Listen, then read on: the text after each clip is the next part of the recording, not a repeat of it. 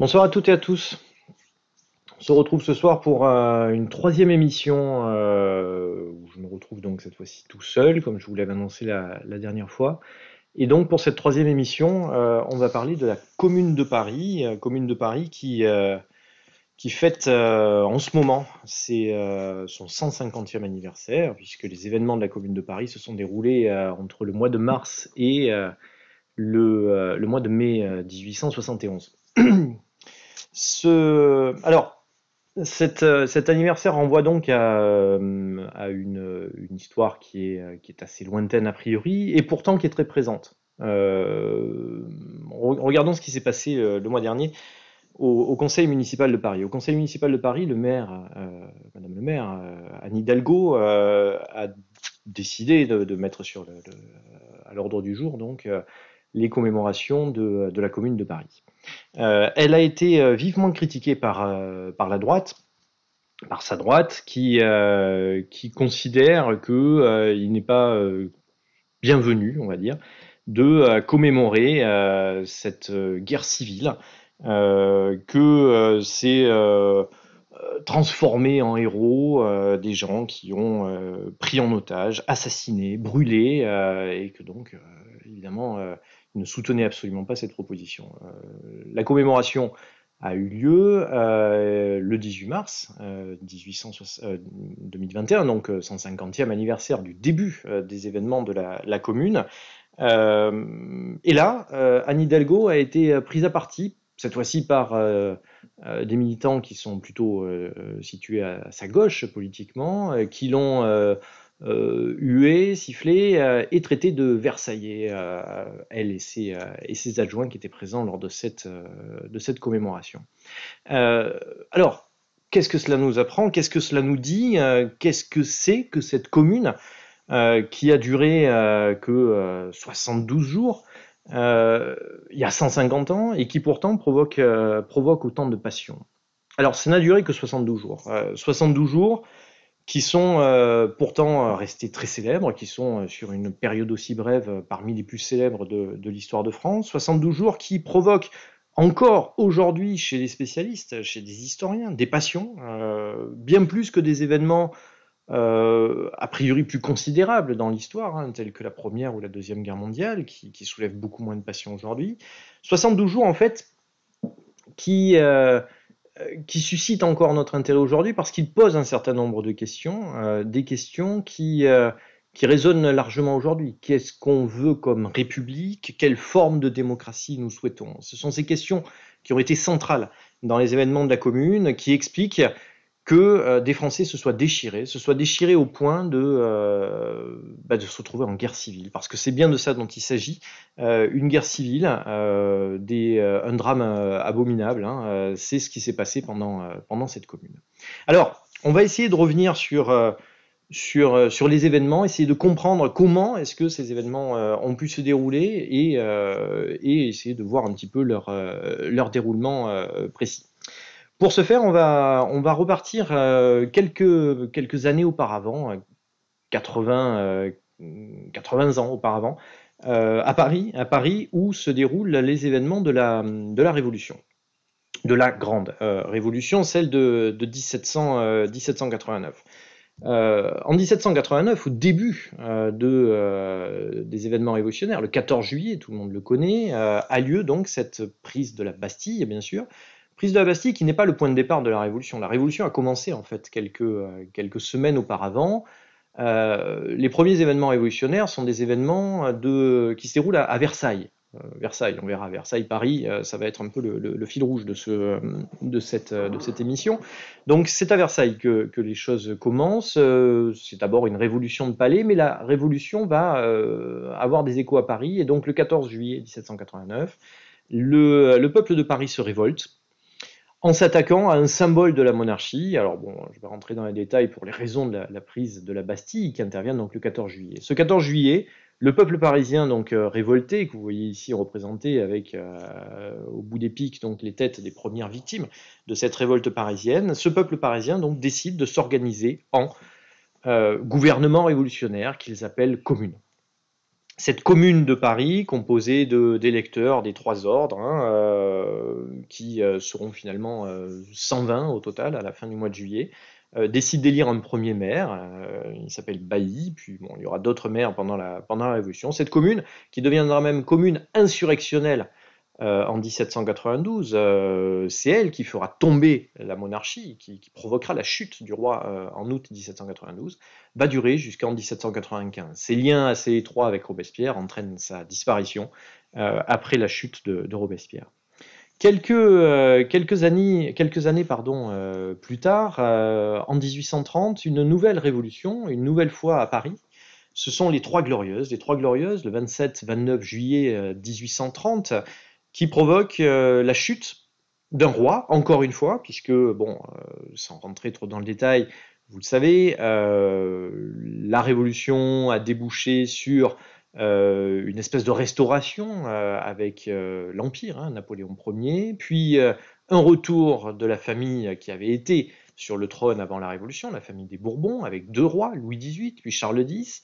Et donc, en 1830, Charles X, qui avait imaginé pouvoir revenir vers l'Ancien Régime, provoque la colère de Paris, la colère du peuple parisien et une révolution sur 3 jours. C'est pour ça qu'on appelle ça les Trois Glorieuses. Lors de ces Trois Glorieuses, le peuple parisien donc provoque la fuite de Charles X et aspire à la République. C'est le mot d'ordre. Il faut la République, une République dont il va être frustré. En effet, profitant de la panique, un certain nombre de journalistes, d'hommes politiques qui avaient d'autres ambitions pour la France, et pour eux-mêmes d'ailleurs, vont suffisamment bien manœuvrer pour réussir à imposer un nouveau roi. Un roi libéral qui s'appelle Louis-Philippe, ce sera le dernier roi qui ait connu la France. Parmi ces gens qui manœuvrent, on en a un qu'on va retrouver un petit peu plus tard, un jeune journaliste, il a une trentaine d'années, marseillais, qui s'appelle Adolphe Thiers. Il est de ceux qui ont travaillé en sous-main pour réussir à ce que les aspirations républicaines du peuple de Paris se transforment finalement en nouvelle monarchie, ce qu'on a appelé la monarchie de juillet, parce qu'elle naît donc dans ces événements de la fin du mois de juillet 1830. La monarchie de juillet connaît pas mal de difficultés, malgré le fait qu'on ait ces images, hein, Louis-Philippe qui arrive, qui prend le drapeau tricolore, montrant qu'il adhère donc au principe de la Révolution française, etc. Cette monarchie de juillet connaît quand même pas mal de difficultés. Les républicains ont très mal vécu la chose, et le libéralisme économique, plus que politique peut-être, qui caractérise la monarchie de juillet, provoque pas mal de mécontentement, on va dire, notamment dans les classes ouvrières. C'est ainsi qu'on assiste au début de la monarchie de juillet à plusieurs révoltes. À Lyon, c'est la fameuse révolte des Canuts, il y en aura deux en fait, en 1831 et 1834, à Paris aussi, où les Parisiens se révoltent, soutenus par les républicains, largement provoqués aussi par les républicains, incontestablement. Donc il y a un climat de révolte qui caractérise toute cette période des années 1830, et puis Louis-Philippe arrive à imposer sa domination de manière plus durable dans les années 1840. Les choses semblent entrer dans l'ordre. Il faut dire qu'il a fait voter un certain nombre de lois en s'appuyant encore une fois sur son ministre, Adolphe Thiers. Il a fait voter des lois assez sévères qui ont entre guillemets décapité, au sens figuré du terme, le mouvement républicain, encore que figuré, il y en a certains qui passeront au sens propre, et vont déboucher sur une période de calme relatif dans les années 1840. Ce calme est relatif et surtout il est trompeur. Il est trompeur puisque en 1848, brutalement, en février 1848, nouvelle révolution. A priori, ce qui a provoqué cette révolution, c'est plutôt un événement anodin, mais pourtant la révolution s'emballe et brutalement, le 24 février 1848, proclamation de la République. Vous avez ici, comme X-Wayax le souligne, donc Lamartine, Lamartine qui proclame la République, défendant le drapeau tricolore, puisque les révoltés parisiens, républicains parisiens, essaient d'imposer leur drapeau, le drapeau du peuple, on va y revenir, le drapeau rouge, mais c'est finalement le drapeau tricolore qui s'impose, qui est entre guillemets sauvé par Lamartine lors de le poète Lamartine, lors de la proclamation de la République le 24 février 1848. Alors là, c'est la Seconde République, c'est l'enthousiasme qui prévaut, un grand espoir né de cette Seconde République, un grand espoir d'une république démocratique. Le suffrage universel est proclamé, suffrage universel masculin. Il faudra attendre, vous le savez, encore une centaine d'années pour que les femmes puissent avoir le droit de vote. Et puis, cette république n'est pas seulement démocratique, c'est une république démocratique et sociale. C'est important, cette formule, on va la retrouver. Cette république démocratique et sociale parce que, au sein du gouvernement provisoire de la République, on a pour la première fois des socialistes, au premier rang desquels Louis Blanc, socialiste français, qui travaille à ce qu'il y ait une reconnaissance justement du droit au travail. C'est la clé, à cette époque, je vous le rappelle, il n'y a pas de sécurité sociale, il n'y a pas d'allocation chômage, donc quand on est au chômage, on n'a plus rien. Et donc, ce droit au travail doit permettre non seulement de faire en sorte que l'État puisse fournir du travail à ceux qui n'en ont pas, et puis faire en sorte que ceux qui ont du travail puissent vivre de leur travail. Et donc on a des dispositifs qui sont mis en place par Louis Blanc, ce qu'on appelle les ateliers nationaux, notamment, qui vont fournir du travail aux chômeurs et qui vont attirer, à Paris, où il se déroule principalement, attirer plusieurs centaines de milliers de personnes qui, grâce à ce dispositif, vont trouver de quoi vivre. Bon, le gouvernement de février 48, c'est un gouvernement provisoire, donc il doit bien sûr assurer son pouvoir et il doit organiser des élections. Ces élections inquiètent beaucoup la gauche de l'époque, les républicains, puisque on a bien conscience que la révolution, c'est une révolution parisienne et que les aspirations sociales, ce sont des aspirations parisiennes. Le reste de la France ne suit pas. Ce reste de la France à qui on a donné le droit de vote, comme au reste du peuple à tout le peuple parisien bien sûr, ce reste de la France, il est bien plus nombreux que le peuple de Paris.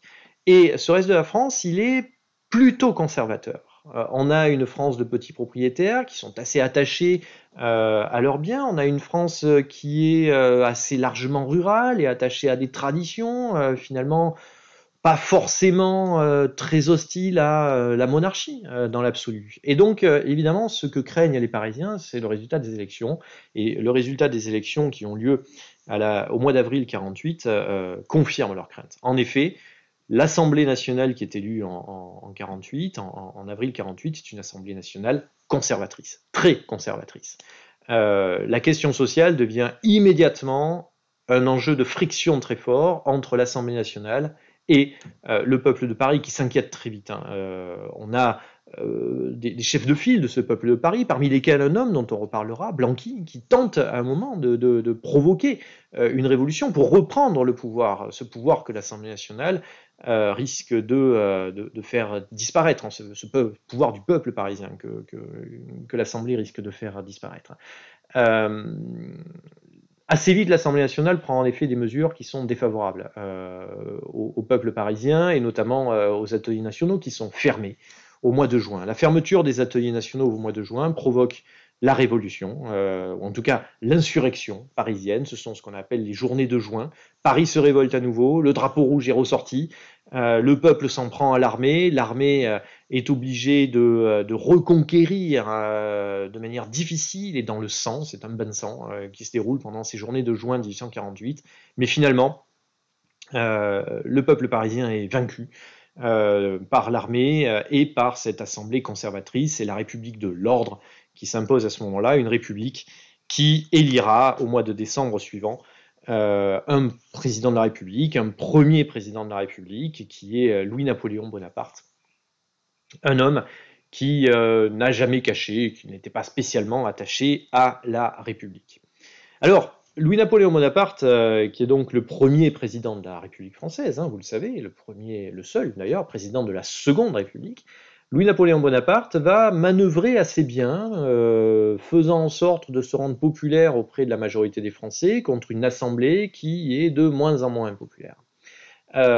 Pensant être parvenu à un degré de popularité suffisant pour faire ce qu'il avait toujours aspiré à faire, c'est-à-dire s'emparer du pouvoir et restaurer l'empire de son oncle. Louis-Napoléon Bonaparte était était le neveu de Napoléon Ier. Donc Louis-Napoléon Bonaparte organise un coup d'État qui a lieu le 2 décembre 1851, pensant qu'il allait pouvoir s'emparer sans coup férir du pouvoir. Ça ne va pas se passer si simplement. À Paris, des républicains se révoltent, ils ne veulent pas ce retour de l'Empire, de cette nouvelle disparition de la République. Et donc, on a des barricades qui se montent le 2, le 3 décembre 1851. On est obligé, l'armée doit intervenir. Louis-Napoléon est obligé d'envoyer la troupe. Le sang coule à nouveau dans les rues de Paris. Le coup d'État réussi, hein, et la tentative de résistance des républicains est à nouveau vaincu. L'année suivante, Louis-Napoléon installe le Second Empire, il prend le titre de Napoléon III, et il va régner donc pendant 18 ans sur une France qui connaît un développement très spectaculaire pendant l'époque. La première période, dans les années 1850, est une période autoritaire. Les lois fondamentales sont muselées, le suffrage universel est manipulé, Napoléon III maintenant, est tout puissant. Et puis à partir de 1860, pour des raisons qui sont assez complexes, Napoléon III va commencer une libéralisation de son régime, qui permet une résurrection du républicanisme, des républicains qui ont l'espoir de pouvoir peut-être retrouver le pouvoir. Les années 1860 sont marquées par des élections qui, à chaque fois, marquent une progression des républicains, du nombre de députés républicains, même si les députés bonapartistes, hein, conservent la majorité jusqu'au bout, jusqu'à 1870. En 1870, au printemps 1870, a lieu un plébiscite, comme les Napoléons aimaient bien le faire, donc ce qui correspond au référendum aujourd'hui, hein. Donc il interroge directement le peuple, et le peuple vote majoritairement pour une transformation, telle que l'envisageait Napoléon III, une transformation de l'Empire en empire parlementaire. C'est une grande victoire de Napoléon III, qui semble être à la tête à ce moment-là d'un empire qui est aussi solide plus solide qu'il n'a jamais été. Et pourtant, en juillet 1870, Napoléon III tombe dans un piège, tombe très naïvement dans un piège que lui tend son puissant voisin prussien, qui est en pleine expansion, la Prusse du chancelier Bismarck, qui rêve de vaincre la France pour terminer son œuvre. Bismarck, son œuvre, c'est l'unification des peuples allemands sous une seule bannière, sous un seul État, dans un seul État, la Grande Allemagne. Et Napoléon III tombe dans ce piège, il déclare la guerre à la Prusse, la guerre débute en juillet 1870. Alors, la guerre contre la Prusse, ça va être le moment déterminant, hein, le moment déterminant qui va entraîner, qui va faire basculer Paris dans quelque chose de nouveau. Arrêtons-nous un instant, avant de voir justement ce basculement, arrêtons-nous un instant sur ce qu'est Paris en 1870. Paris, c'est une ville qui connaît, comme toutes les villes de France, une croissance extrêmement rapide pendant la période du Second Empire, c'est-à-dire que la population parisienne double quasiment entre 1850 et 1870 pour atteindre près de 2 millions d'habitants, c'est quasiment la population actuelle de Paris, hein, intramuros, à la fin du Second Empire, en 1870. Paris, c'est également une ville qui connaît des bouleversements considérables, des bouleversements physiques. En effet, Napoléon III a voulu moderniser sa ville, qui devait devenir la ville lumière par excellence, la grande ville du Grand Empire, de son empire, il a demandé au préfet Haussmann de lancer donc des grands travaux qui avaient vocation à raser d'une certaine manière la vieille Paris, la Paris médiévale, hein, pour la transformer en ville moderne, avec ces grands immeubles que l'on connaît aujourd'hui, qu'on appelle les immeubles haussmanniens bien sûr, des immeubles modernes, avec l'eau courante, avec l'ascenseur, etc.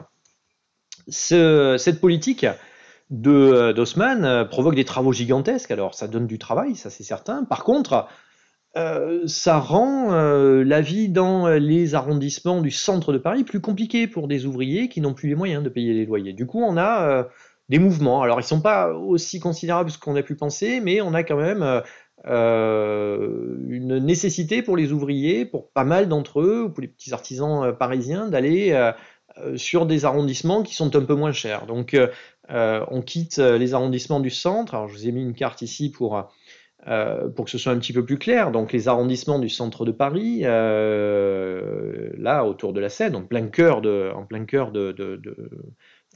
cette espèce de cercle que forme Paris. Et donc ce sont les arrondissements de la périphérie et notamment du nord-est qui vont accueillir ces catégories les plus populaires, celles qui n'ont pas les moyens d'habiter dans le centre de Paris, c'est-à-dire ce qui est tout en haut en vert, le 18e, le 19e qui est à droite, puis quand vous descendez un petit peu, ce qui est en jaune, le 20e, le 12e qui est en rose un petit peu plus bas, et le 11e là en vert juste au-dessus, donc à côté du jaune. Donc c'est ces 5 arrondissements qui sont les arrondissements populaires par excellence à partir là des années 1860, 1870. C'était déjà le cas auparavant, mais ça va se renforcer avec les grands travaux d'Haussmann. Enfin, le peuple parisien, c'est un peuple qui est fondamentalement attaché à la République. Il l'a montré en 1830, il l'a montré en 1848, et il le montre en 1870. En 1870, dans le plébiscite que je vous ai cité tout à l'heure, et les élections qui suivent, les Parisiens votent à 80% pour les candidats républicains, alors que la majorité de la France vote plutôt dans un sens différent. Donc il y a vraiment un attachement profond dans les libertés et dans la République à Paris. Alors, revenons à la chronologie. La guerre contre la Prusse se déroule très mal. Napoléon III, en plus, fait la bêtise, alors qu'il est âgé et malade, il fait la bêtise d'accompagner ses troupes sur le front. Il est battu à Sedan, le 2, dans l'Est, donc les Ardennes, le 2 septembre 1870. La nouvelle met 2 jours à arriver à Paris, et à Paris, immédiatement, les républicains se ruent sur l'occasion. Le 4 septembre 1870, la République est proclamée par Léon Gambetta et un certain nombre de républicains qui vont former avec lui un gouvernement provisoire qu'on appelle le gouvernement de défense nationale. En effet, la République est proclamée, mais cette République, elle est en guerre. Elle est en guerre, la guerre contre la Prusse se poursuit, il faut continuer cette guerre. Gambetta fait partie de ceux qui sont totalement favorables à une poursuite de la guerre, à outrance, hein, alors même que sur le champ de bataille, la situation française est très vite extrêmement compliquée. Dans la deuxième quinzaine, enfin à la mi-septembre environ, Paris se retrouve encerclé par les troupes prussiennes et débute alors un moment qui fait partie des moments les plus sombres de l'histoire de Paris, un siège qui va durer 4 mois, puisqu'il débute là en septembre et il va durer jusqu'à la fin jusqu'à l'hiver 1870. Alors, ce siège de Paris, qui est un moment extrêmement compliqué. Rappelons simplement que Paris est une ville qui est fortifiée à cette époque. On en a des vieux souvenirs. Aujourd'hui, si jamais vous prenez le périphérique parisien, vous sortez par des portes. C'est des vieux souvenirs de ces fortifications. Fortifications qui avaient été édifiées dans les années 1840 par quelqu'un qu'on connaît bien, Adolphe Thiers, encore lui, qui est celui qui a fortifié Paris. Donc ici, vous avez une photo justement d'un des forts qui entourent Paris, puisqu'il y a des murs tout autour de Paris, et puis il y a des forts un petit peu avancés par rapport à la muraille, qui ont vocation à défendre, bien sûr, Paris. Alors, on se retrouve ici dans le siège, bien sûr, en situation de mettre en œuvre tout ce système de défense très efficace. Paris est bien défendu, et défendu donc par ces fortifications et par une troupe assez importante, puisqu'on a plusieurs dizaines de milliers de soldats qui se sont réfugiés dans Paris. Aux côtés d'eux, on va retrouver la garde nationale. Alors la garde nationale, ce sont des citoyens qui sont armés pour défendre Paris, pour défendre les différentes villes d'ailleurs. La garde nationale a été créée en 1789 dans le cadre de la Révolution. C'est vraiment une armée citoyenne, si vous voulez. Alors, ils sont pas forcément toujours bien entraînés, on va dire, mais ils sont armés et ils peuvent éventuellement intervenir. On les a vus à plusieurs reprises dans les événements du 19e siècle, intervenir, pas toujours en faveur du gouvernement. Il est arrivé à plusieurs reprises qu'ils se retournent contre le gouvernement pour défendre les intérêts du peuple qu'ils considéraient comme étant en danger face au gouvernement. Alors cette garde nationale, c'est à peu près 200 000 hommes à Paris. C'est énorme, à peu près 200 000 hommes, même si, je vous l'ai dit, tous ne sont pas tout à fait en état de combattre de manière efficace. Bon, le siège est extrêmement dur, il se rapproche petit à petit, les Prussiens bombardent tout le pourtour parisien, alors bombardent Paris aussi, mais relativement peu dans l'absolu. Par contre, la banlieue parisienne est fortement endommagée, hein, si vous le voyez là par exemple à Saint-Cloud. Mais les Parisiens surtout sont affamés. On mange tout ce qu'on trouve, on mange des animaux domestiques, on mange des chiens, on mange des chats, on tue les animaux du zoo pour les manger, on mange des rats, donc on se retrouve dans des situations de misère extrêmement difficiles. Mais les Parisiens sont héroïques, ils tiennent. La garde nationale demande à aller se battre parce que le gouvernement de défense nationale n'est pas très favorable à l'utilisation de la garde nationale. Mais bon, on l'utilise quand même tardivement en janvier, ça se passe pas très très bien. Bref, la situation devient désespérée. La situation devient désespérée, mais les Parisiens veulent continuer le combat. Contrairement au gouvernement de défense nationale. Le gouvernement de défense nationale, avec un de ceux qui étaient parmi ceux qui ont proclamé la République en septembre, Jules Favre, qui en septembre tenait un discours extrêmement dur, annonçant qu'il ne céderait aucun pouce du territoire national. Jules Favre engage des pourparlers avec le chancelier Bismarck, des pourparlers qui débouchent sur des exigences extrêmement dures de la part des Prussiens, à savoir la cession d'une partie du territoire national, l'Alsace et la Moselle, 3 départements, la reddition de Paris, bien sûr, une amende extrêmement lourde également, des dommages de guerre extrêmement lourds, avec occupation du territoire national par l'armée prussienne. La France est battue, incontestablement, Bismarck a gagné, il fait proclamer d'ailleurs à Versailles, dans la foulée, l'Empire allemand. C'est la naissance de l'Allemagne, à la fin du mois de janvier 1871. Favre est plutôt ok pour lancer des négociations un petit peu plus profondes sur cette fin de guerre, mais Bismarck ne veut pas sous cette forme-là. Bismarck, lui, il veut négocier avec des représentants légitimes, c'est-à-dire qu'il veut donc des élections. Les élections ont lieu, elles ont lieu en février 1871, début février 1871, et elles provoquent l'élection d'une assemblée nationale très largement monarchiste. Les Français de province veulent la paix, ils veulent la stabilité, ils se méfient de la République. La République, chaque fois qu'il y en a eu, ça a mal tourné. Robespierre en 1792, 1793, la République sociale en 1848. Les Français ont peur de cela, ils ont peur de ceux qu'on appelle les partageux, ceux qui veulent répartir plus équitablement les terres, et donc ils votent pour la restauration monarchique, ou en tout cas pour des députés monarchistes. À Paris, c'est la consternation. Paris, toujours républicaine, c'est évidemment doublement la consternation. Consternation par le résultat des élections, consternation par les pourparlers, alors même que Paris n'a pas perdu la guerre. Paris ne s'est pas ouverte. Donc évidemment, tout cela est terrible pour les Parisiens. À la mi-février 1871, Adolphe Thiers, le voici, dont on a parlé déjà plusieurs fois, est nommé chef de l'exécutif. Il n'y a pas de président de la République encore à cette époque. Chef de l'exécutif, c'est un homme qui a beaucoup d'expérience politique.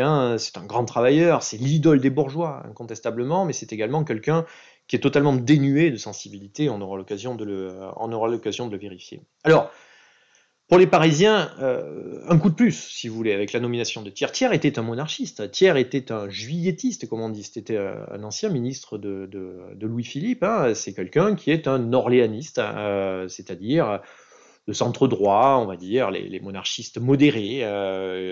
Donc clairement, c'est pas un républicain. Donc une assemblée monarchiste, un chef de l'exécutif plutôt monarchiste, des pourparlers de paix, il n'en faut pas plus pour que les Parisiens commencent à s'agacer fortement et s'inquiéter surtout fortement que la République leur échappe une nouvelle fois, comme en 1830, comme en 1851, qu'à nouveau le grand espoir républicain soit déçu. Le 10 mars 1871, l'Assemblée nationale prend une décision qui consterne les Parisiens, la décision de s'installer à Versailles. À Versailles, ou la ville des rois. Alors pourquoi s'installer à Versailles? Parce qu'on se méfie de ce qui se passe à Paris. En effet, les Parisiens ont tendance à pas mal bouger. Ils ont très mal vécu, je vous l'ai dit, les résultats des élections. Ils ont très mal vécu les nominations de Thiers, etc. Ils ont très mal vécu également le fait que les pourparlers avancent. Ils avancent tellement que finalement, l'Assemblée nationale est d'accord, arrête sa décision, accepte les conditions de paix des Allemands. Et parmi ces conditions de paix, Thiers va négocier quelque chose qui va rajouter une couche dans la colère parisienne, c'est échanger d'une certaine manière Belfort, qui s'est défendu comme Paris, qui a réussi à résister aux Allemands jusqu'au bout.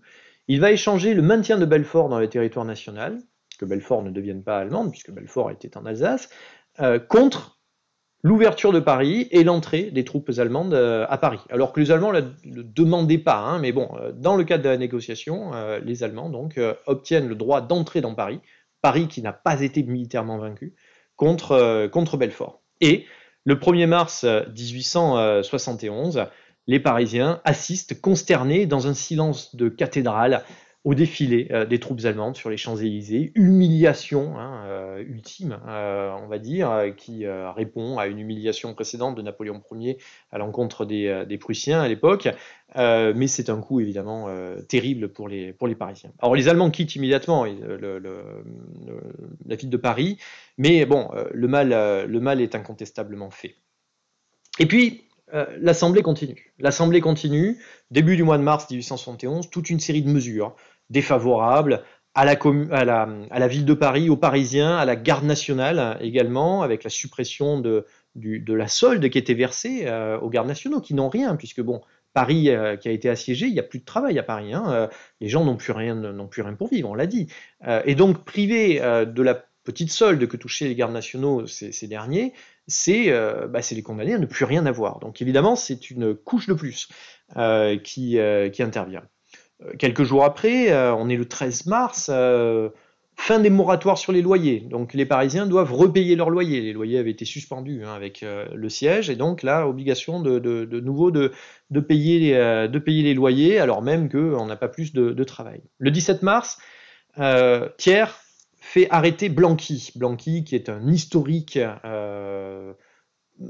insurgé, professionnel quasiment, qui est un homme qui a fait toutes les révolutions du 19e siècle et qui, maintenant est assez âgé, a passé la moitié de sa vie en prison, et là est assez âgé, il se reposait dans le Lot chez un proche, et donc Thiers le fait arrêter. Thiers craint ce qui se passe à Paris, Paris est en train de bouger, on lui donne des nouvelles qui sont plutôt inquiétantes, il n'a pas envie que Blanqui puisse intervenir dans les événements parisiens. Le 17 mars, Blanqui est emprisonné, il ne sera pas là de toute la commune, il ne participera pas aux événements de la commune. Alors, la colère est à son comble à Paris, là en cette mi-mars. Thiers en a conscience, il rentre à Paris. Il était à Bordeaux avec l'Assemblée, et donc il décide de revenir à Paris pour essayer de calmer Paris de l'intérieur. En arrivant à Paris, il reçoit des messages plutôt inquiétants, notamment du maire de Paris, Jules Ferry, que vous connaissez bien, qui indique que déjà les arrondissements du nord-est de Paris ont échappé au contrôle des autorités, que les gardes nationaux sont en train de mettre en place une organisation, donc il y a un vrai risque d'insurrection générale à Paris. Qu'à cela ne tienne, Adolphe Thiers veut montrer sa fermeté, c'est un homme qui a toujours montré sa fermeté, quitte à faire couler le sang de manière assez massive. Il veut surtout montrer sa fermeté à l'Assemblée, à cette Assemblée monarchiste dont il se méfie, et donc il veut s'imposer clairement comme celui qui est l'homme à poigne, qui peut rester au pouvoir.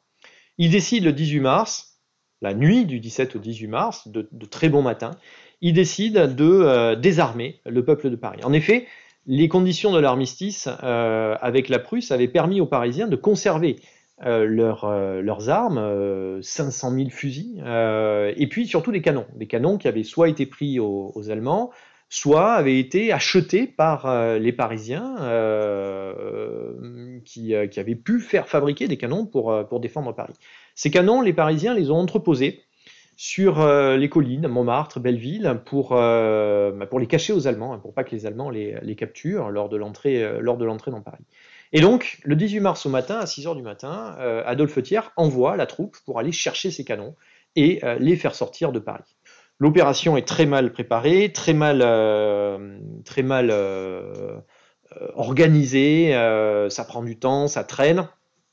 Et finalement, le jour se lève, les Parisiens se réveillent, et très vite, sur la colline de Montmartre, il y a le bruit que la troupe est là pour enlever, voler les canons des Parisiens.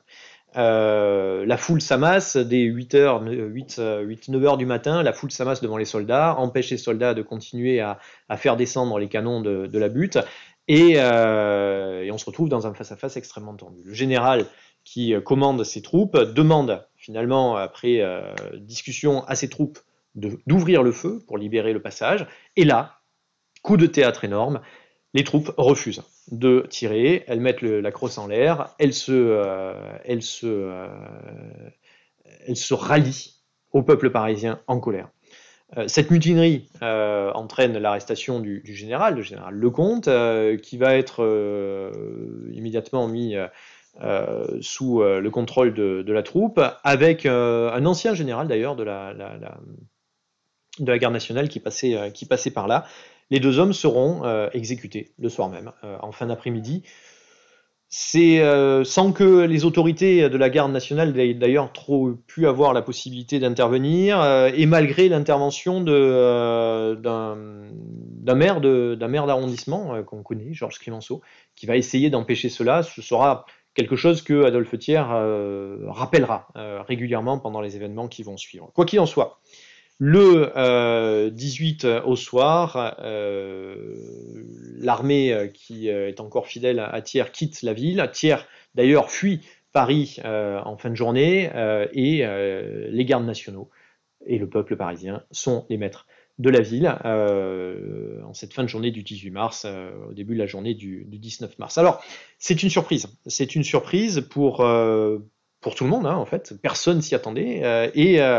La garde nationale et le comité central de la garde nationale, le premier, ne s'attendait pas à cette prise de pouvoir. Du coup, on va hésiter dans les jours qui vont suivre. C'est ce qu'on appelle la semaine de l'incertitude. On va donc hésiter pour savoir ce que l'on va faire. Assez vite quand même, le comité central de la garde nationale souhaite faire rentrer cette insurrection dans la légalité. Il veut des élections. Il veut que les Parisiens choisissent leurs représentants. Et donc des élections sont prévues pour la semaine qui suit. Alors, assez rapidement, les discussions sont très compliquées entre ce comité central de la garde nationale à Paris et l'Assemblée nationale à Versailles. Les discussions sont très compliquées. Ce que veut le comité central, en fait, et ce que veulent les Parisiens, c'est une république autonome. Une ville de Paris autonome qui pourra élire son maire, qui pourra élire ses officiers, une gestion autonome de la police, des impôts, etc. De l'autre côté, Versailles ne veut rien entendre. Versailles veut remettre Paris dans le droit chemin, veut en finir avec ses révoltés, veut soumettre Paris à la légalité. Entre les deux, on a quelques hommes, ce sont des élus de Paris principalement, dont le jeune Clemenceau, qui est maire du 18e arrondissement, qui, vers le 20-21 mars, essaie de faire le lien entre Versailles et Paris, essaie de trouver une solution de compromis. En vain. Le 22 mars, Favre, qui est pourtant au sein de l'Assemblée, était un des républicains. Favre a un discours très dur contre les Parisiens.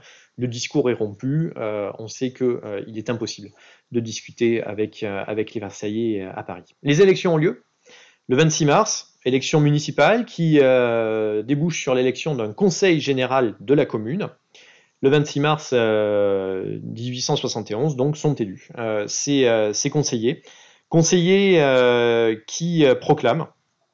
Alors au début, ils sont à peu près 90, un petit peu moins de 90, hein, avec une quinzaine de modérés. La plupart sont quand même des gens qui sont assez fortement engagés dans les aspirations sociales. Je vais y revenir.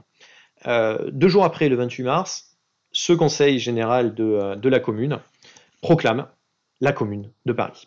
Le 28 mars 1871, donc à l'Hôtel de Ville de Paris, c'est la proclamation de la Commune. Alors arrêtons-nous juste un instant sur le mot commune. Ce mot commune, c'est pas un mot tout neuf, hein, très clairement. On l'a vu déjà employé en 1789, mais il remonte beaucoup plus haut, il remonte au Moyen-Âge en fait.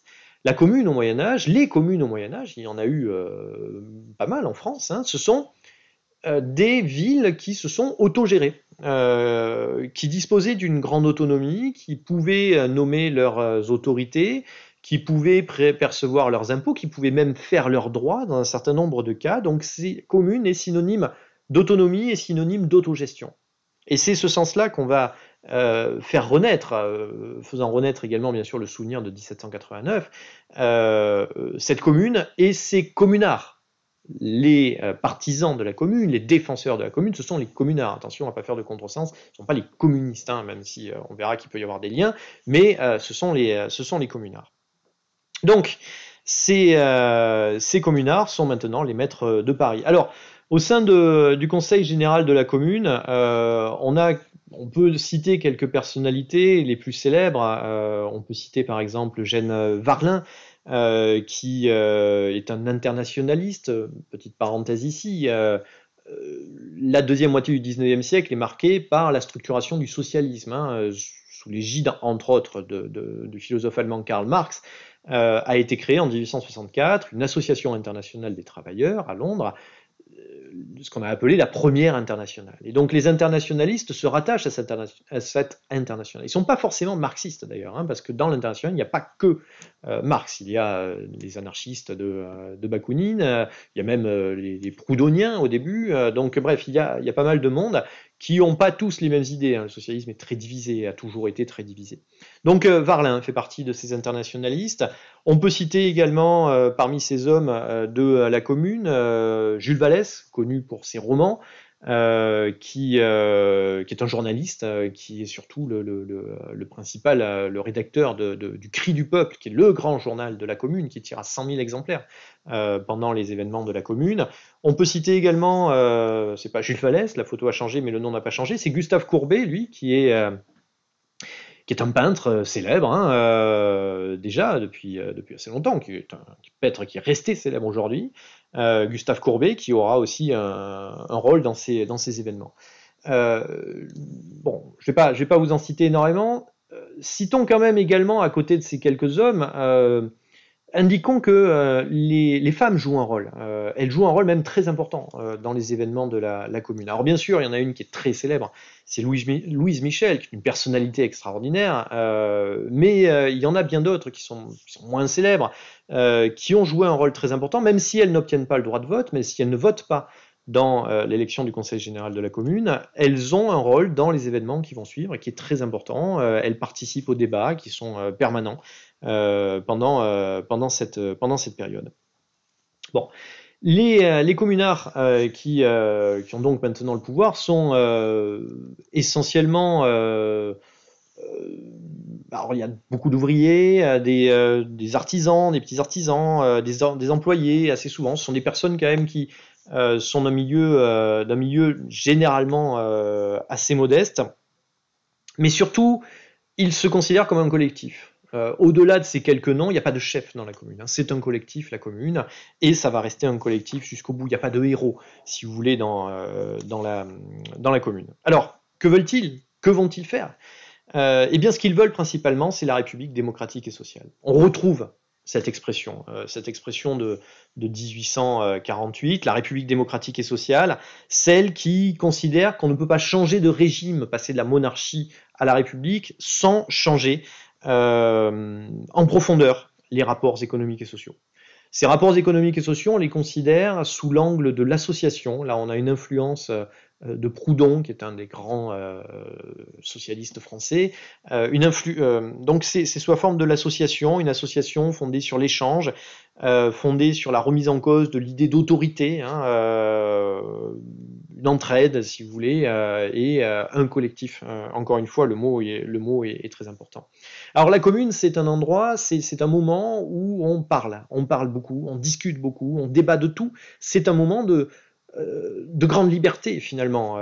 On débat beaucoup, finalement peut-être plus que l'on agit, mais on agit quand même. On agit. Quelles sont les principales réalisations de la commune? Elles sont a priori pas forcément très nombreuses parce que la commune n'a duré que 2 mois, un petit peu plus, mais il y a quand même un certain nombre de décisions importantes qui ont été prises. Symboliquement, le drapeau rouge qui est adopté, drapeau rouge qui est le drapeau des travailleurs, hein, dans l'esprit de l'époque.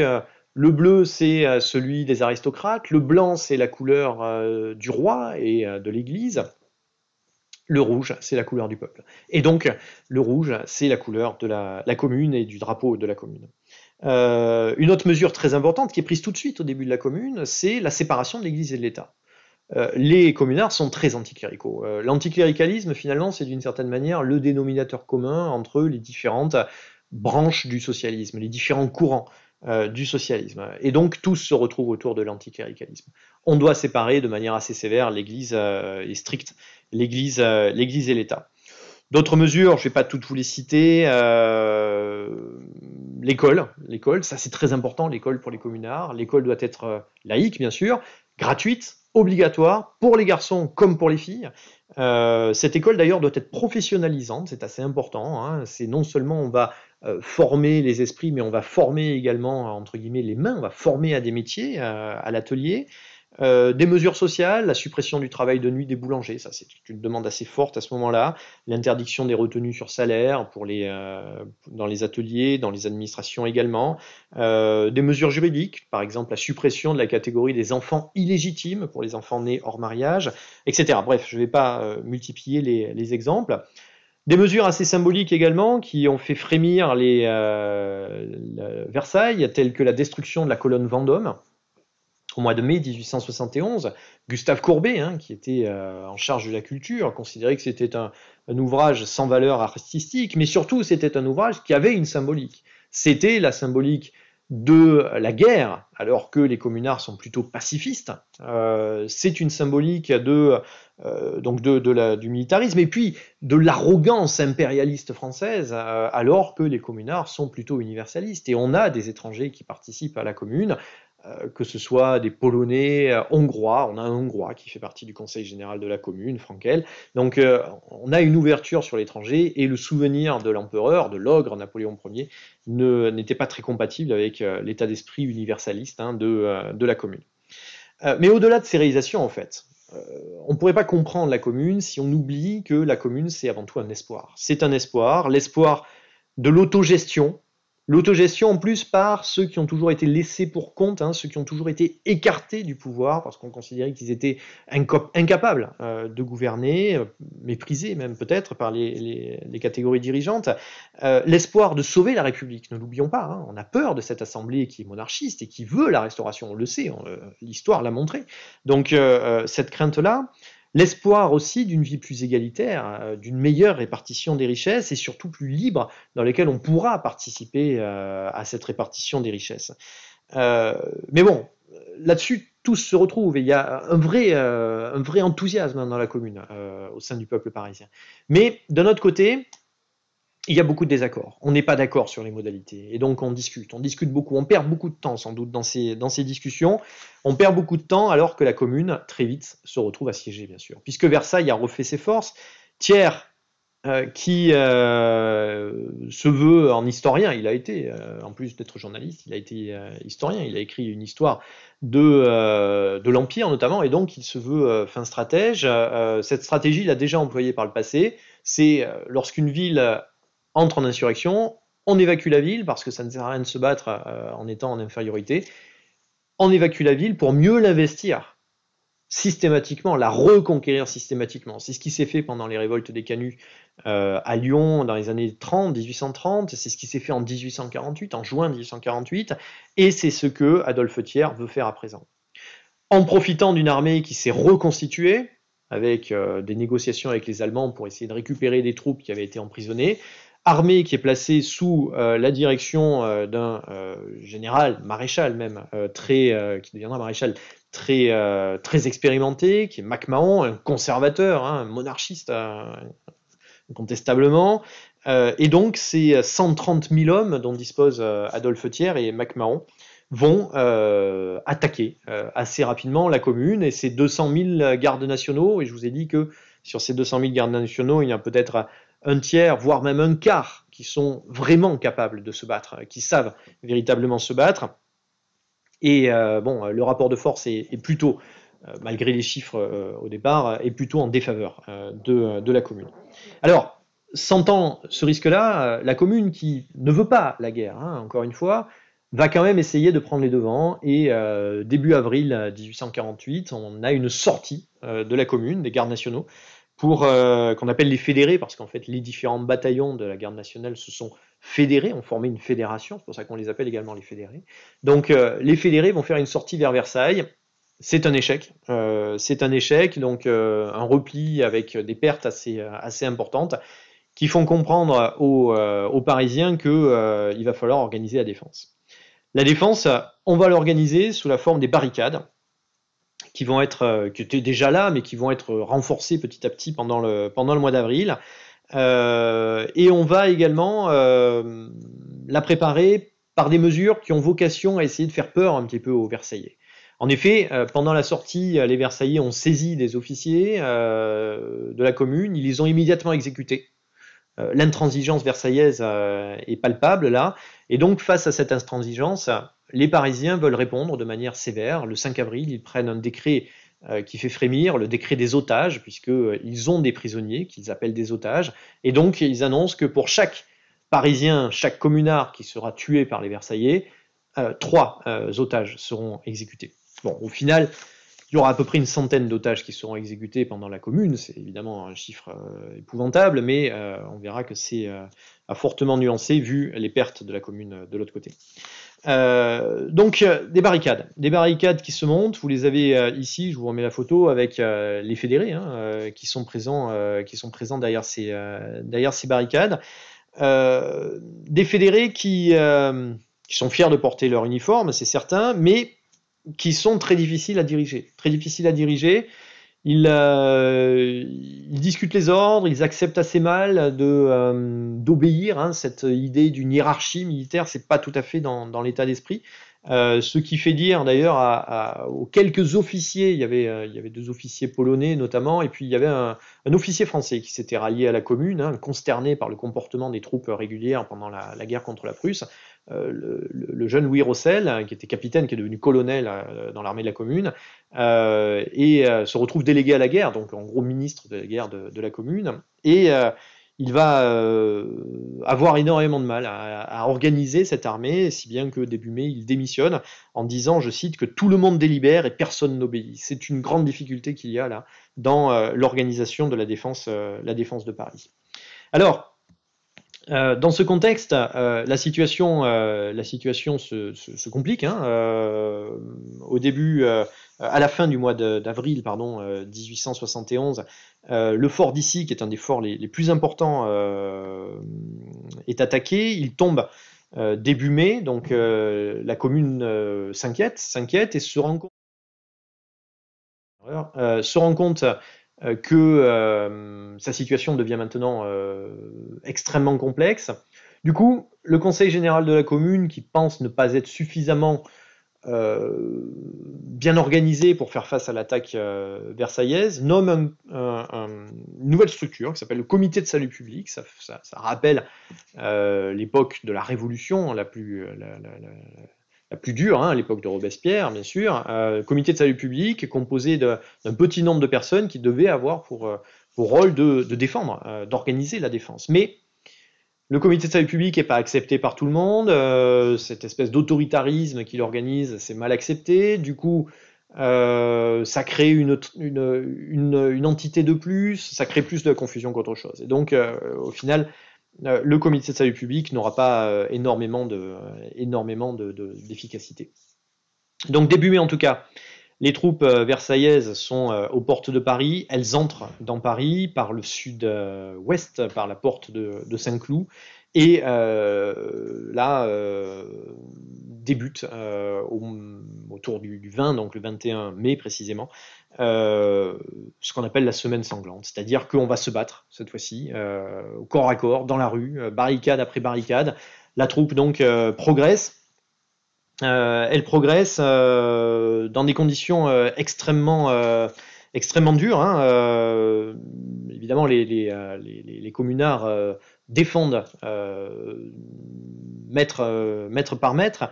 Les troupes d'ailleurs utilisent une méthode qui avait été employée en 1848, c'est la tactique du cheminement, c'est-à-dire que plutôt que d'avancer à découvert dans les rues et se faire tirer dessus par les communards, la troupe passe par les immeubles en fait, et donc va creuser des galeries dans les murs, dans les cloisons pour avancer à couvert de l'intérieur. Alors, c'est là que pour les fumeurs, il va falloir poser votre cigarette dans votre cendrier, puisque les Parisiens vont répliquer par l'incendie. Ils vont mettre le feu au bâtiment pour essayer de stopper l'avancée des Versaillais, et on a des bâtiments importants qui brûlent, l'hôtel de ville, le Louvre, la rue de Rivoli est quasiment intégralement en feu. Louise Michel dira que, lors de son procès, qu'il y avait une volonté de mettre en place une barrière de feu pour essayer de freiner l'avancée des Versaillais. Le bâtiment le plus emblématique qui va brûler, c'est le palais du Tuileries, le palais royal de Paris, hein, où Louis XVI était venu lorsqu'il avait été rapatrié par le peuple parisien, déjà par les femmes, pendant les journées d'octobre 89. Ce palais du Tuileries brûle, il ne sera pas rebâti d'ailleurs, il sera détruit par la suite. L'incendie de Paris, qui a été surévalué, mais bon, il est spectaculaire quand même, hein.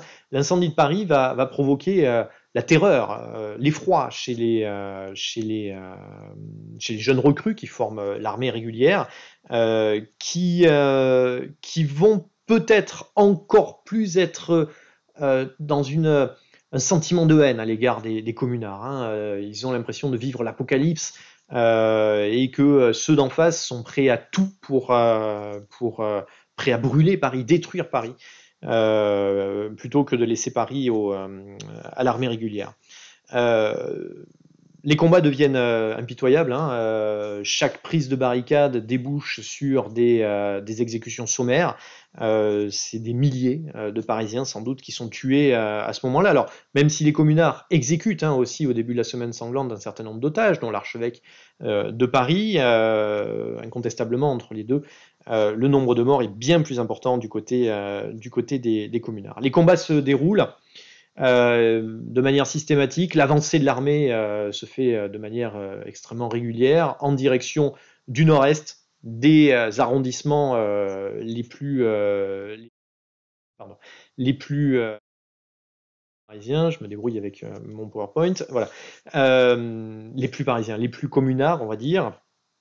Et finalement, donc, les derniers combats se déroulent vers les buttes Chaumont, vers Belleville, et les tout derniers combats se déroulent au Père-Lachaise, où les derniers communards qui résistaient le 27 mai sont finalement fusillés devant le mur des Fédérés, donc au Père-Lachaise, le 28 mai 1871. C'est la fin de la Commune, la fin de cette semaine sanglante. Alors, quel est le bilan de ces événements? Des morts, déjà, bien sûr. Alors, combien? C'est une question difficile, c'est une question débattue encore, c'est une question polémique même. Les chiffres vont de 8 000 à peu près 20 000. Assez souvent, le chiffre de 15 000 morts revient. Les Versaillais ont perdu des troupes, quelques centaines de morts, mais bon, l'immense majorité, ce sont des gardes nationaux, bien sûr, des civils également, des femmes, des enfants, sont tués dans ces événements. Thiers dira après les combats que, je cite, le sol est jonché de leurs cadavres, ce spectacle affreux leur servira de leçon. Donc un bain de sang, hein, incontestablement. Des destructions aussi. Je l'ai dit, les Tuileries, l'hôtel de ville, le voici après la semaine sanglante. Destruction assez importante. Un grand nombre de prisonniers. On estime à peu près à 40 000 le nombre de prisonniers qui sont ramenés, qui sont sortis de Paris, ramenés à Versailles, à Satory précisément, à côté de Versailles, et qui vont être jugés. Un certain nombre seront exécutés, c'est le cas par exemple de Rossel qu'on a vu tout à l'heure, hein, à peu près 200 condamnations à mort, mais surtout 13 000 condamnations, prison ou déportation en Nouvelle-Calédonie notamment, Louise Michel par exemple, qui aura le courage face à ces juges de reconnaître tous ces actes, contrairement à d'autres qui vont essayer de minimiser un petit peu leur action. Louise Michel va totalement assumer tout ce qu'elle a fait, réclamer même d'être exécutée, mais elle sera envoyée en déportation donc en Nouvelle-Calédonie, où elle sera institutrice en Nouvelle-Calédonie. Conséquences politiques également, comme le dit Thiers, le socialisme est fini pour longtemps, et en effet, le socialisme aura beaucoup de mal à se relever. Les années qui suivent sont des années dans lesquelles le discours est violemment anticommunard, avec des représentations quasi fausses même, hein, par exemple le mythe de la pétroleuse, hein, cette femme communarde qui porte sa torche et son pétrole pour aller incendier Paris. Aujourd'hui les recherches ont démontré que ça n'avait pas eu lieu, hein, ce genre de choses, que c'est les fédérés qui ont essentiellement incendié pour essayer de freiner la progression des Versaillais. Mais donc voilà, une dizaine d'années qui sont encore tendues. Et puis, fin des années 70, début des années 1880, les républicains réussissent à se débarrasser finalement des monarchistes, réussissent à installer de manière durable cette république, qui est la troisième république, et Léon Gambetta, qui est devenu le chef du gouvernement à cette époque, fait voter une loi qui n'est pas tout à fait une loi d'amnistie, c'est une loi d'oubli. Une loi d'oubli, on ne veut pas amnistier et permettre aux communards de reprendre une place totale, on les gracie plutôt en fait. Donc ils ne peuvent pas reprendre totalement un statut de plein citoyen, mais on essaie d'oublier ces événements qui sont une tâche hein, pour la République, la République tellement attendue aussi bien par les modérés que par les plus radicaux. Cette République, elle est née dans ce bain de sang, et ça évidemment c'est quelque chose qui pose un certain nombre de difficultés. Alors, cette loi est votée, ce qui permet aux communards qui étaient en Nouvelle-Calédonie ou qui étaient partis en exil de revenir à Paris et de commencer à commémorer les événements avec un moment qui est important, c'est la montée au mur des fédérés, donc chaque dernier dimanche du mois de mai. Au début, ça se fait de manière un peu tendue, puis ça va devenir de plus en plus une tradition sans risque d'insurrection, jusqu'à atteindre des chiffres assez importants. En 1936, au moment de la réconciliation entre les socialistes et les communistes, c'est 600 000 personnes qui vont au mur des fédérés lors du Front populaire, hein, dirigé par Blum ou par Torres, les chefs du Parti socialiste, la SFIO, et du Parti communiste français.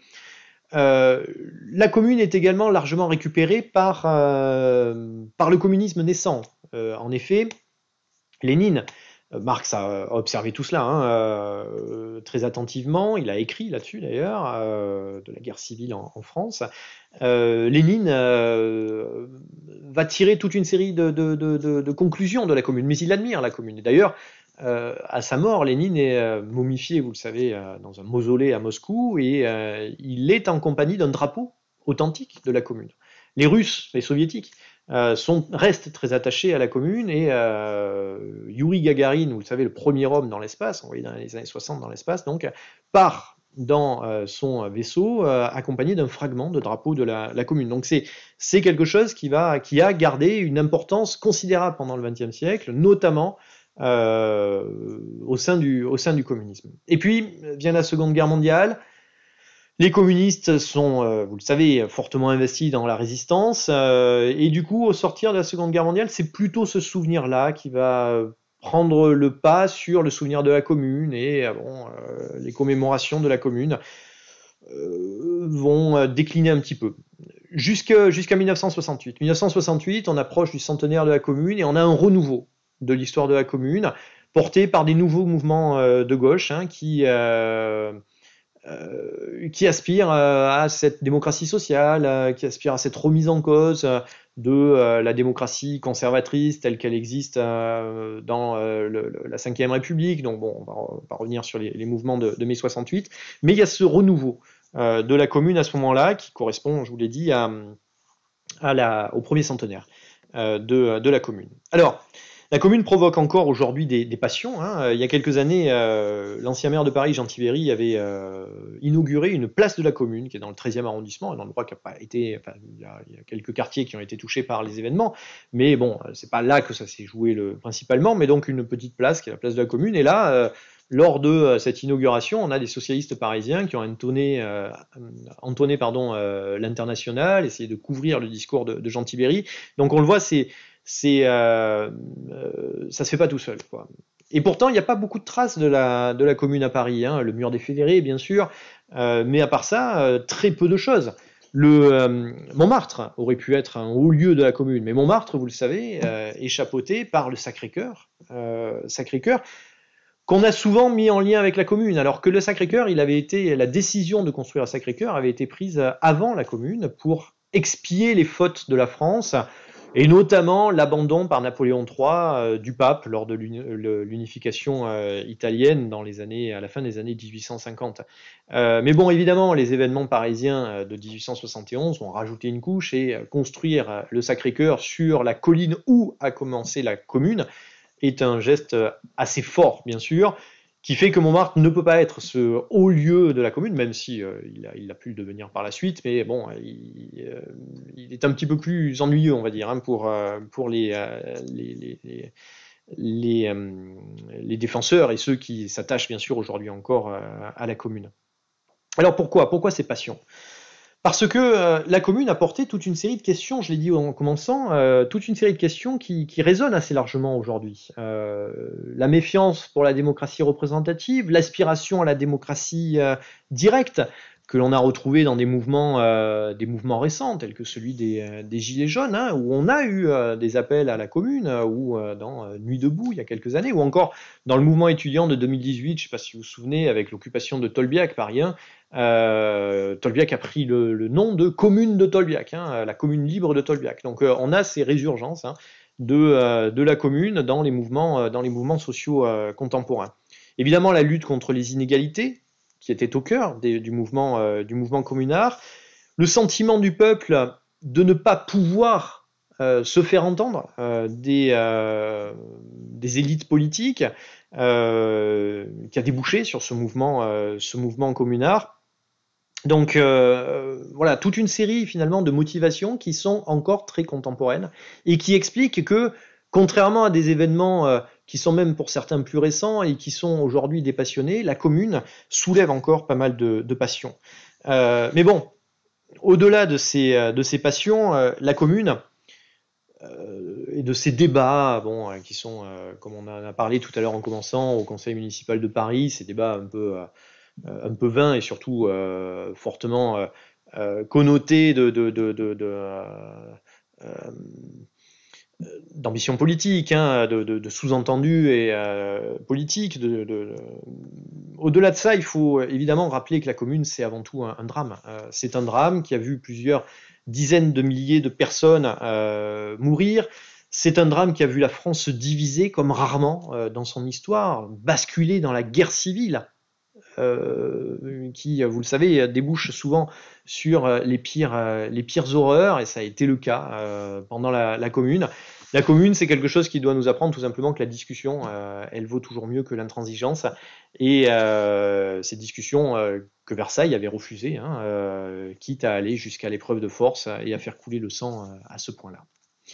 Alors, pour finir, quelques éléments pour aller un petit peu plus loin dans la commune. Alors, il y a une bibliographie considérable qui a été écrite là-dessus. Je mettrai des références sur la page Facebook que j'ai créée, vous l'avez peut-être vu pour certains d'entre vous, concernant l'émission, donc qui s'appelle Le Roi de l'Histoire. Hein, et donc, si vous voulez lire 2-3 choses, alors déjà, il y a un excellent numéro de l'excellente revue L'Histoire, un hors-série qui est paru au début de l'année, donc c'est hors-série de janvier-mars sur la commune de 1871, donc je peux que vous encourager, si vous le trouvez encore en kiosque, à aller l'acheter. Sinon, il y a pas mal de bouquins. S'il faut en citer un qui est synthétique et très sérieux, c'est le livre de deux grands historiens, Jean-Pierre Azéma et Michel Binot, qui s'appelle Les Communards, qui a été réédité cette année en poche, hein, à l'occasion bien sûr du centenaire. Je vous citerai d'autres références, parce que je ne vais pas les énumérer ici, sur le site. Et puis il y a des références vidéo aussi, références vidéo tel que un grand documentaire, au sens propre comme au sens figuré, qui est le documentaire de Peter Watkins, qui est sorti en 2000. C'est un documentaire qui avait été réalisé pour Arte, qui dure 6 heures, donc il est découpé en deux documentaires de 3 heures, de plus de 3 heures. C'est un parti un petit peu original qu'a pris le réalisateur Watkins. Il a fait couvrir la commune un petit peu comme des journalistes aujourd'hui couvriraient un événement. Donc c'est Télécommune qui suit les événements des communes. C'est très intéressant, c'est très bien fait, très sérieux historiquement. Et je peux que vous le recommander si vous avez la possibilité de le voir. Plus récemment, et c'est encore disponible sur Arte, un très beau documentaire réalisé par Raphaël Messan, qui est un dessinateur. Alors dessinateur, non. C'est un réalisateur plutôt qui a sorti plusieurs BD, 3 BD déjà sur la commune, qui prend un parti très original, qui est de raconter l'histoire de la commune à partir de gravures d'époque en fait. Et le documentaire est fait sur cette base-là. C'est un très beau documentaire. Alors bon, c'est un documentaire qui est assumé comme étant totalement partisan de la commune, hein, mais c'est un très beau documentaire. Je crois que ça passe encore en replay sur Arte, je peux que vous le recommander. Et puis un dernier mot sur des conseils web, hein. Il y a beaucoup de choses sur Internet.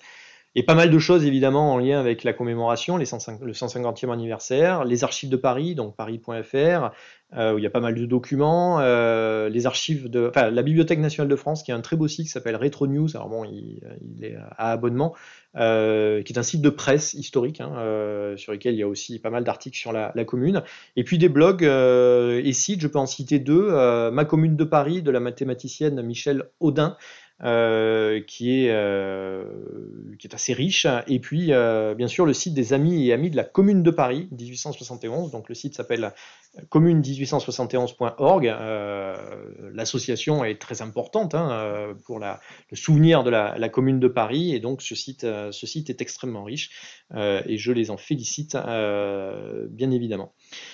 Voilà, on arrive au bout de cette émission. Il n'y a pas eu énormément de questions. Je suis du coup, j'ai pas énormément d'interaction avec vous. Bon, j'espère que malgré ça, tout a été clair. Alors juste deux, trois petites choses pour la semaine prochaine.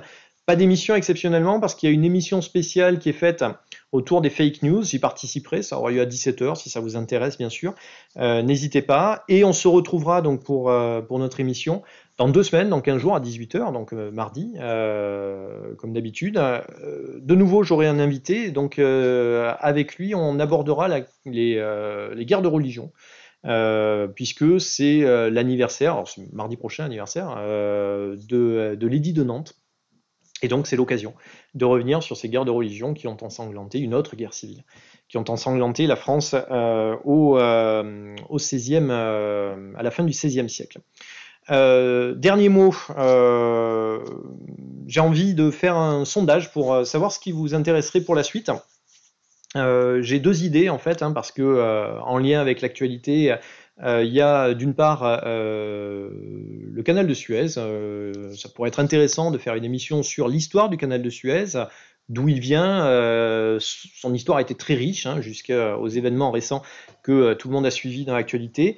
Et donc je peux vous proposer soit une émission sur le canal de Suez, soit une émission comme le propose XYAX, parce que ça tombe également début mai. Une émission sur Napoléon Ier, alors pas Napoléon Ier parce que là on y passerait beaucoup trop de temps, mais on pourrait faire une émission sur les dernières années de Napoléon, entre Waterloo et sa mort à Sainte-Hélène. Donc voilà, je vous mettrai un petit sondage sur la page Facebook, donc ceux qui ont l'occasion d'aller sur la page Facebook, n'hésitez pas à répondre à ce sondage, et puis en fonction des résultats, eh bien, je traiterai soit du canal de Suez, soit de Napoléon. Bon, je vais vous laisser une grosse semaine parce qu'il me faut un petit peu de temps de préparation quand même, mais je vais mettre le sondage assez rapidement ce soir, je pense, et la semaine prochaine, donc, ou demain matin, et la semaine prochaine, ou dans 15 jours, je vous dirai ce qui sera finalement traité. On arrive au bout de cette émission. Je vous remercie de l'avoir suivi. J'espère que ça vous aura appris deux, trois petites choses sur cette période assez méconnue, hein, parce que la commune, bon, même si ça revient un petit peu dans les programmes de l'école, c'était assez rarement. Bon, le 19e siècle, c'est un peu le parent pauvre des programmes d'ailleurs. Et la commune, c'est assez fréquent qu'on n'en ait pas parlé à l'école. Donc, j'espère que ça vous aura appris deux, trois petites choses et surtout donné envie d'aller plus loin, puisque c'est quand même avant tout le rôle aussi de cette émission. Merci à tous. Passez une bonne soirée. On se retrouve pour ceux qui veulent dans la semaine prochaine pour cette émission sur les fake news et sinon dans 15 jours pour les guerres de religion. Bonne soirée à tous. À très vite.